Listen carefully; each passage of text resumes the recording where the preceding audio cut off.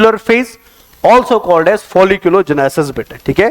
तो इधर मैं लिख देता हूं, इस फेज को हम क्या बोलते हैं शाबाश, this phase is called as follicular phase,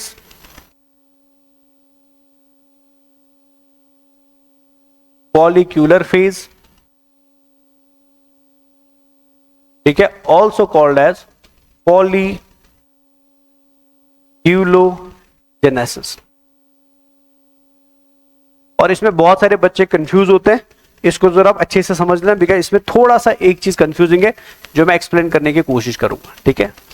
अब देखिए होता क्या है फॉलिकुलोजेनेसिस में, क्या होता है बेटा, ठीक है, नजर रखो ध्यान। देखो सिंपल सी बात है यार, आपकी लाइफ में बहुत सारे टाइम पे बेटा बच्चा कुछ ऐसे होगा जहां आपकी बॉडी से कोई चला जाएगा, ठीक है, या आपकी लाइफ से कोई चला जाएगा, आपकी फैमिली में कोई था इंपॉर्टेंट आपका पर्सन, जैसे दादा दादी, वो चले गए, आपकी लाइफ में कोई पर्सन इंपॉर्टेंट था वो चला गया। जब वो चले जाते हैं ना बेटा, फिर हम एक डिप्रेशन फेज या स्ट्रेस फेज में जाते हैं, जहां हमको लगता है कि यार अब हमको लाइफ में कुछ नहीं हो सकता, या अब हमारी लाइफ में कुछ नहीं हो सकता, ठीक है ना।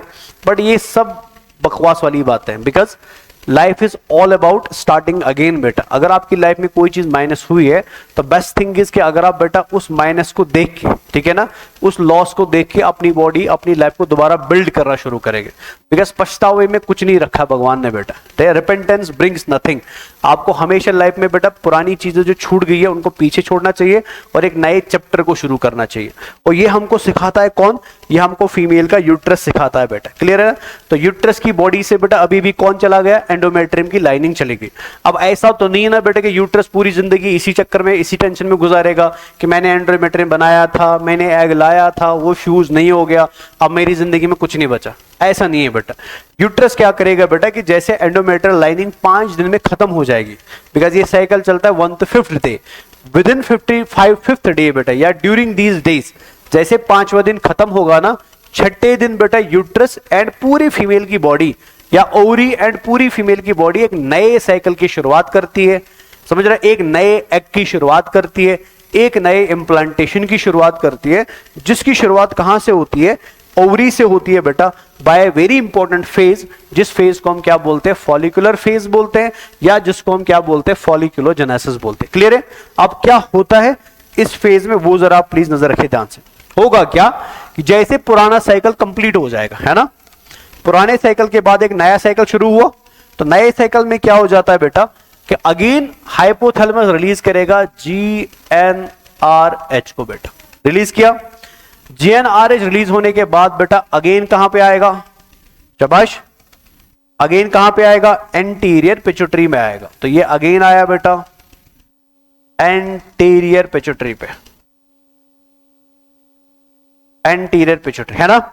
ये एंटीरियर पिट्यूटरी पे आने के बाद, ठीक है बच्चा, अगेन यहां से रिलीज करेगा हार्मोन्स को बेटा।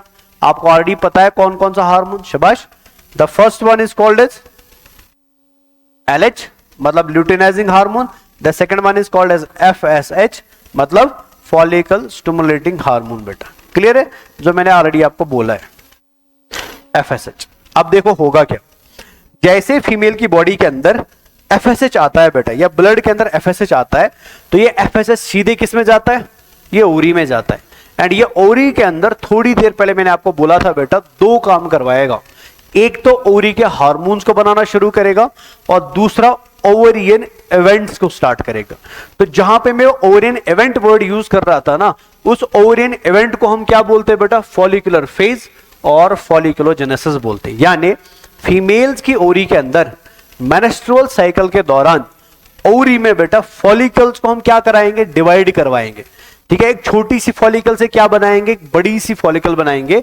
तो इस फॉलिकल के कन्वर्जन को ही हम क्या बोलते हैं, फॉलिकुलोजेनेसिस और फॉलिकुलर फेज बोलते हैं। और ये फॉलिकुलोजेनेसिस या फॉलिकुलर फेज कराने वाला हार्मोन कौन होता है, शाबाश, ये होता है FSH बेटा। अरे समझ आया, यानी FSH वो हार्मोन है जो हर स्टेप पे, क्लियर है ना बेटा, हर स्टेप पे फीमेल की बॉडी में यूज किया जाएगा बेटा, किसके लिए, शाबाश, फॉलिकुलोजेनेसिस के लिए। तो इधर भी FSH है, इधर भी FSH है, और इधर भी FSH है बेटा, क्लियर है। और हर जगह FSH क्या कर रहा है, ये एक पॉजिटिव सिग्नल क्रिएट कर रहा है बेटा, किसके लिए, ताकि फीमेल की ओवरी में प्राइमोडियल फॉलिकल कन्वर्ट किस में हो जाए, मैच्योर ग्राफिन फॉलिकल में कन्वर्ट हो जाए, जो मैं ऑलरेडी आपको प्रीवियस लेक्चर में पढ़ा चुका हूं, बट फिर भी थोड़ा सा मैं आइडिया दूंगा यहां पे ताकि आपको पूरी कहानी समझ आए। नजर रखिए ध्यान से क्या होता है। जैसे ही फीमेल के अंदर ओरियन साइकिल का पहला इवेंट जिसको हम फॉलिकुलर फेज शुरू होते हैं, तो जीएनआरएच एक्टिवेट होगा और जीएनआरएच पॉजिटिव सिग्नल देगा पिट्यूटरी को, और पिट्यूटरी रिलीज करेगा दो हार्मोन एलएच एंड एफएसएच। तो एफएसएच क्या करता है बेटा, ये आता है ओरी के अंदर, और ओरी के अंदर आपको मैंने ऑलरेडी पढ़ाया है बेटा एम्ब्रियोनिक लाइफ में, ठीक है, जब बच्ची पैदा भी नहीं हुई थी, हमने बहुत सारी फॉलिकल्स को बना के रखा है, 60 to 80,000 फॉलिकल्स, जिनको हम क्या बोलते हैं,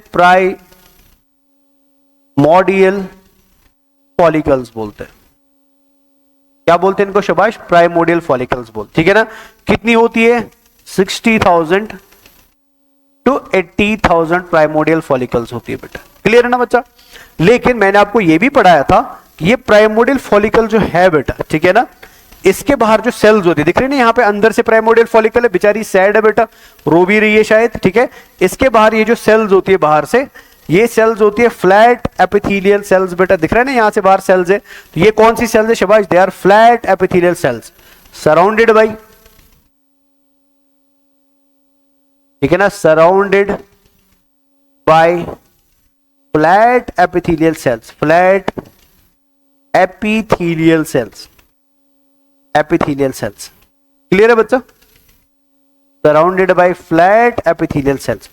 और इस प्राइमोडियल फॉलिकल के अंदर ये जो सेल आपको दिख रही है बेटा, इस सेल को हमने क्या नाम दिया था लास्ट क्लास में शाबाश, इसको हमने बोला था प्राइमरी, इसको हमने बोला था शाबाश प्राइमरी oocyte बेटा, ये क्लियर है, ये मैं ऑलरेडी आपको पढ़ा चुका हूं oogenesis में पूरे अच्छे से बेटा। अब देखो आगे क्या होगा, जैसे ही इस प्राइमरी oocyte के पास और इस प्राइमोडियल फॉलिकल के पास, जिसकी कौन सी सेल्स है बाहर है बेटा, सिंपल फ्लैट सेल्स है, प्रोटेक्शन के लिए कौन आता है, फॉलिकल स्टिमुलेटिंग हार्मोन आता है। तो ये फॉलिकल स्टिमुलेटिंग हार्मोन क्या करता है, ये इस सेल को बेटा पॉजिटिव सिग्नल देता है, ठीक है ना, और पॉजिटिव सिग्नल देके इस सेल को क्या करता है बेटा, एक्टिवेट करता है, और एक्टिवेशन के बाद क्या करेगा, ये इसमें दो बदलाव लाएगा।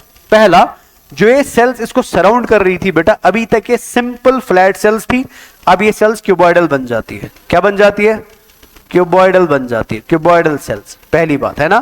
दूसरा, अभी तक इस सेल का काम खाली प्रोटेक्शन करने का था, लेकिन अब ये सिक्रीशन भी करती है, तो ये सिक्रीटरी बन जाती है, मतलब ये किसी चीज को रिलीज करना शुरू करेंगे, ठीक है ना। और अब इन क्यूबॉइडल सिक्रीटरी सेल्स को हम एक अलग नाम देते हैं बेटा, now they are called as granulosa cells, ठीक है ना, they are called as granulosa cells, already पढ़ा चुका हूं, also called as follicular cells, also called as follicular cells, समझ आया। तो मतलब फॉलिकल स्टिमुलेटिंग हार्मोन ने ओरी के अंदर जाके बेटा एक सेल, जिस सेल का नाम था प्राइमोडियल फॉलिकल, उसको एक्टिवेट किया, और एक्टिवेट करके बेटा उसको इनिशिएट किया, क्या करने के लिए, प्राइमोडियल फॉलिकल से एक प्राइमरी फॉलिकल बनने के लिए। और वो प्राइमरी फॉलिकल कैसे बनी, उसने एक सिंगल लेयर बनाया बेटा क्यूबॉइडल सेल्स का, जिनको हम फॉलिकुलर सेल्स और ग्रेनुलोसा सेल्स बोलते हैं, ठीक है ना। और इस पर्टिकुलर सेल को, जिसके पास ये नेचर बदल के आया है बेटा, इस सेल को अब हम नाम देते हैं, इधर मैं लिख देता हूं, now this cell is called as primary, now this cell is called as primary follicle बेटा, समझ आया ना। इस सेल को अब हम क्या बोलते हैं, प्राइमरी फॉलिकल बोलते हैं, समझ आया।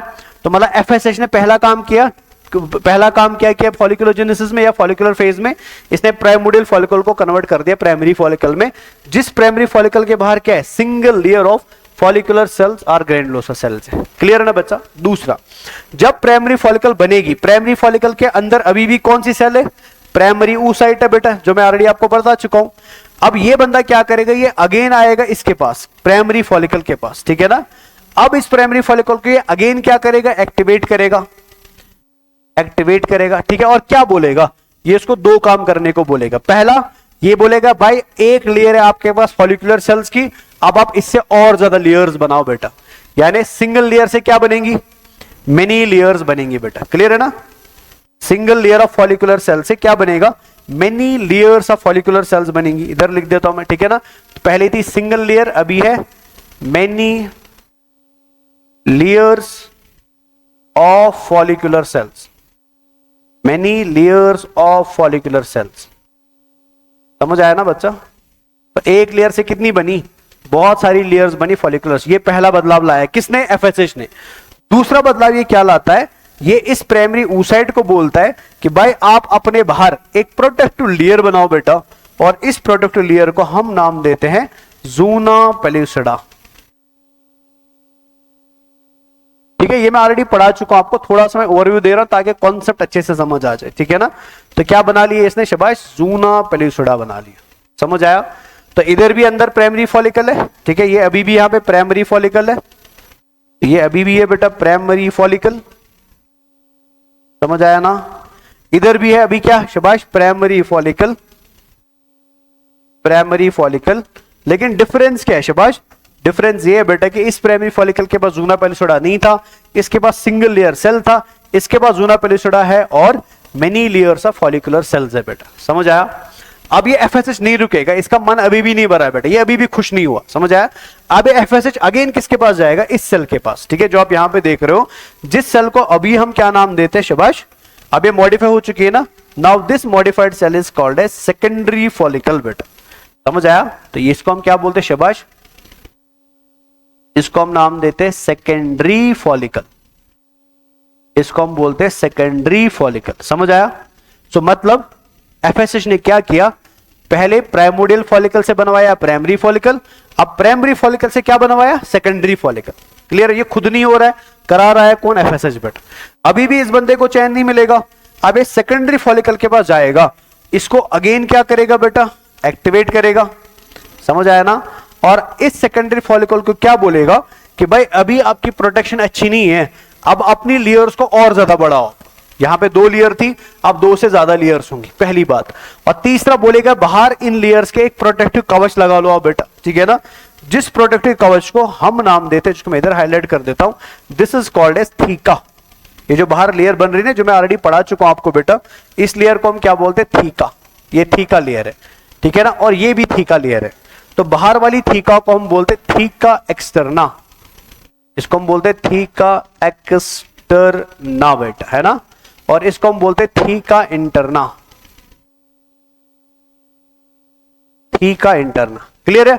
अंदर आपको दिख रही है बेटा, अंदर रेड सेल्स को हम बोलते हैं फॉलिकुलर सेल्स, और यहां पे एक गैप बनी बेटा, इस गैप को हम क्या बोलते हैं शाबाश, मैं ऑलरेडी पढ़ा चुका हूं लास्ट क्लास में, this is called as antrum, this is called as antrum. ठीक है ना, और इन ग्रीन सेल्स को हम क्या बोलते हैं, लास्ट क्लास याद करिए, very good, these are called as corona radiata, corona radiata. ठीक है, अब ये जो सेल बनी बेटा, जिसमें क्या है शाबाश, ज़ूना पेल्यूसिडा है, दिख रहा है ना, ये है ज़ूना पेल्यूसिडा, ज़ूना पेल्यूसिडा।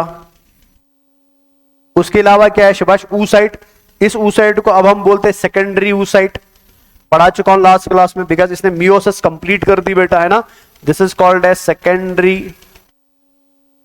सेकेंडरी oocyte बेटा। क्लियर है?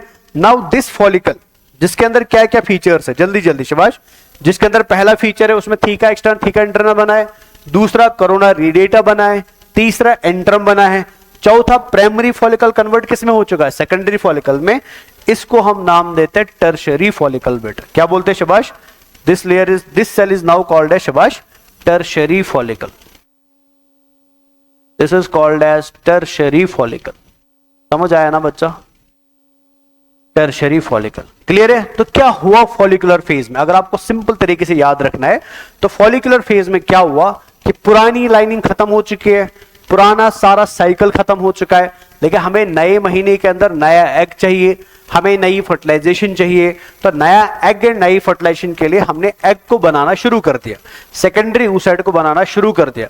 तो कैसे हमने बनाना शुरू कर दिया, हमने GnRH निकाला, LH FSH निकाला, LH अपनी जगह बैठा हुआ है बेटा, तो FSH क्या करता है बेटा, प्राइमोडियल फॉलिकल को प्राइमरी में कन्वर्ट करता है, प्राइमरी को सेकेंडरी में कन्वर्ट करता है, सेकेंडरी को टर्शियरी में कन्वर्ट करता है। So this conversion of follicles बेटा from primary to secondary, secondary to tertiary बेटा, समझ आया?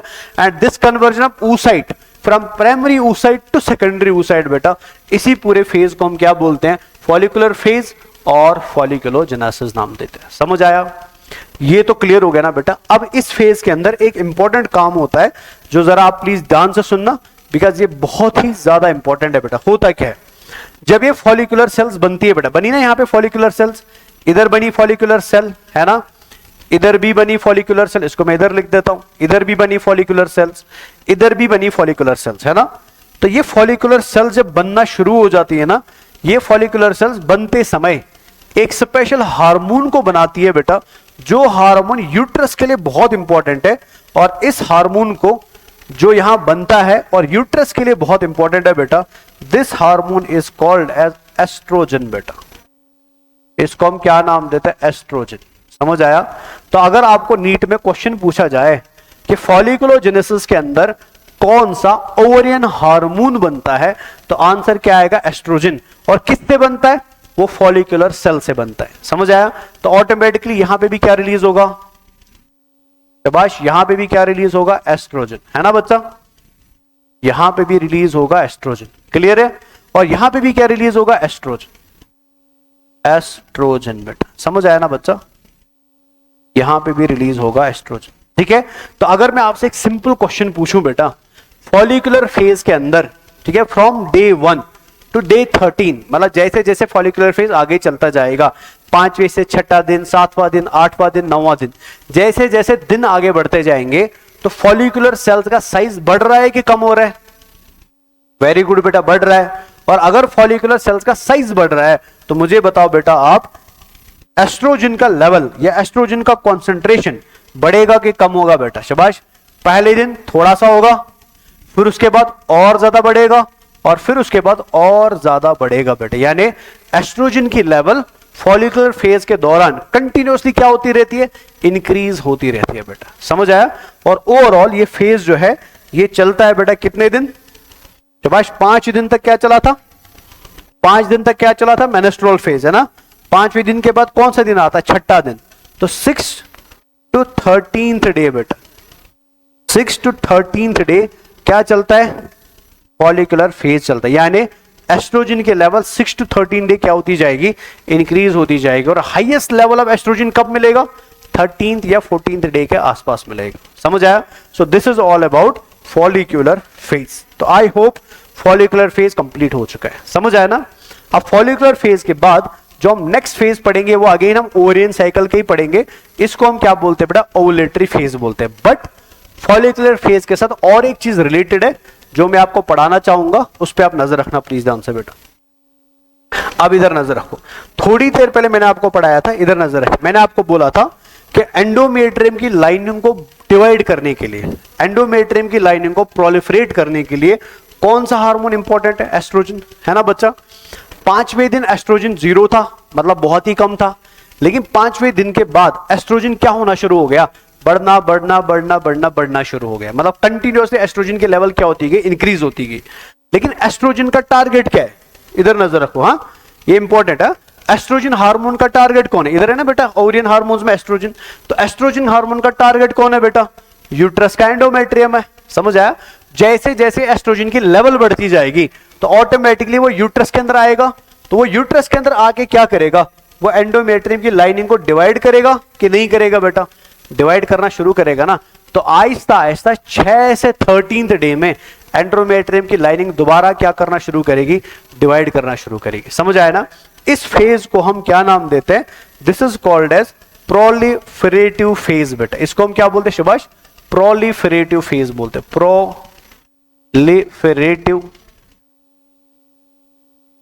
प्रोलिफरेटिव फेज बोलते हैं। समझ आया? तो मतलब क्या कहना चाहता हूं मैं यहां पे, जिस समय, ये सुनना प्लीज ध्यान से बेटा, ये बहुत इंपॉर्टेंट है। जिस समय ओवरी के अंदर फॉलिकुलर फेज चल रहा होता है, जिस समय ओवरी के अंदर फॉलिकुलर फेज चल रहा होता है, उस समय ओवरी से एस्ट्रोजन निकलना शुरू हो जाता है। और जिस समय ओवरी के अंदर से एस्ट्रोजन निकलना शुरू हो जाता है, एट द सेम टाइम बेटा यूट्रस के अंदर क्या चलता है? प्रोलिफरेटिव फेज चलता है। यानी नजर रखना ध्यान से, यानी अगर मैं इस साइकिल पे वापस लौट जाऊं बेटा, यानी अगर आपका फॉलिकुलर फेज 16 to 13 डेज का चलता है तो ऑटोमेटिकली बेटा नजर रखना प्लीज ध्यान से, ऑटोमेटिकली आपका प्रोलिफरेटिव फेज भी कितना होगा? 6 to 13 डेज का होगा। बस डिफरेंस इतना सा है कि प्रोलिफरेटिव फेज यूट्राइन इवेंट्स में आता है और फॉलिकुलर फेज ओवरियन इवेंट्स में आता है। समझ आया ना? ओवरियन इवेंट करने के लिए पिट्यूटरी रेस्पॉन्सिबल है, लेकिन यूट्राइन इवेंट करने के लिए ओवरी का हार्मोन रेस्पॉन्सिबल है। तो इसलिए आप कभी कभी इनको कंपैरेटिवली भी लिख सकते हो। Follicular phase is also called as proliferative phase. समझ आया? ये इंपॉर्टेंट है, याद रखना, बिकॉज बहुत सारे बच्चे इसी में कंफ्यूज होते हैं। अब क्या होता है वो जरा एक बार इधर नजर रखिए ध्यान से। तो इसको मैं इधर पिक्चर से सिंप्लीफाई करता हूं। तो इधर से कौन आया? इधर से आया शाबाश FSH बेटा, है ना? और FSH ने क्या कराया? FSH ने यहां पे कराई फॉलिक्यूलोजेनेसिस बेटा। FSH ने यहां आके क्या कराई? शाबाश, फॉलिक्यूलोजेनेसिस कराई। फॉलिक्यूलोजेनेसिस करे, है ना बेटा? फॉलिक्यूलोजेनेसिस से क्या हुआ? शाबाश, प्राइमोडियल फॉलिकल कन्वर्ट किस में हो गया? टर्शरी फॉलिकल में कन्वर्ट हो, है ना बच्चा? फॉलिकुलोजेनेसिस से क्या हुआ? शाबाश, primordial follicle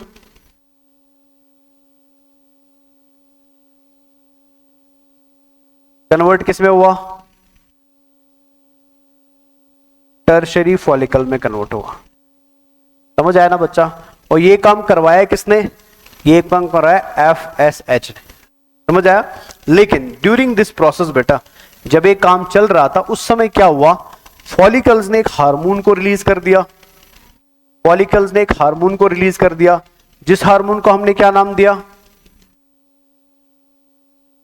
oestrogen. Released by follicular cells. Released by follicular cells, है ना बच्चा? और ये एस्ट्रोजन जो यहां से रिलीज हुआ, मान के चलो ये एस्ट्रोजन यहां रिलीज हो रहा है बेटा, ठीक है ना? ये यहां से निकल के बेटा सीधे कहां जा रहा है? ये यूट्राइन वॉल्स के अंदर जा रहा है ना बच्चा? और यूट्राइन वॉल्स के अंदर जाके क्या करा रहा है? जल्दी जल्दी शाबाश, ये अगेन बेटा प्रोलिफरेशन करा रहा है। किसकी? एंडोमेट्रियम लाइनिंग की। समझ आया? तो मतलब यहां पे अगेन क्या होगा?